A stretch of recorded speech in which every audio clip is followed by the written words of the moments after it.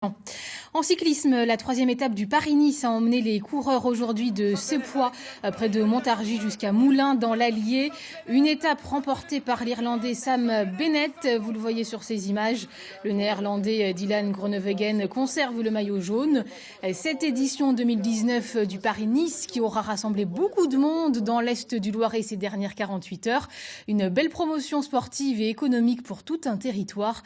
Alain Eudes, Grégoire Grichois. Grosse affluence hier à Bellegarde, à peine 2000 habitants en temps normal et plus du double pour l'arrivée de Paris-Nice. Réussite populaire aussi ce matin à Sepois dans l'agglomération de Montargis, où la participation à l'événement était un motif de fierté. Des événements comme ça fait chaud au cœur.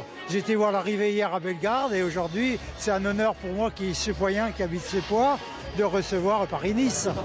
Un honneur et un intérêt à plusieurs niveaux. D'abord pour le sport lui-même, le cyclisme ici comme ailleurs a connu une baisse d'attractivité après les scandales du dopage. Accueillir les nouvelles stars du vélo est une façon de redorer l'image du cyclisme et d'attirer des pratiquants. Le cyclisme, c'est pas que, en effet, toutes ces affaires qu'il y a pu y avoir. C'est le cyclisme, c'est quand même un sport qui a des valeurs, valeurs de l'effort, du respect, etc. Et je pense qu'il faut vraiment, encore une fois, profiter de tels moments pour présenter au public vraiment notre sport tel que nous, sur le terrain, on essaie de le développer. L'autre intérêt est économique. L'hôtellerie-restauration, les services ont profité de la présence de la caravane de Paris-Nice durant 2 jours. L'agglomération montargoise, qui a déjà reçu Paris-Nice et le Tour de France à plusieurs reprises, est persuadée des bienfaits de ce type d'événement.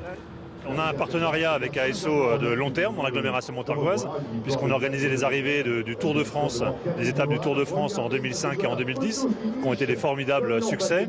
En 2020, ça ne sera pas possible, donc on espère qu'en 2021, vu que le Tour viendra de Copenhague, on se dit peut-être que pour aller de Copenhague aux Pyrénées, il pourrait y avoir une étape de nouveau dans l'agglomération montargoise. Montargis a déclaré sa candidature au directeur de l'organisation Christian Prudhomme.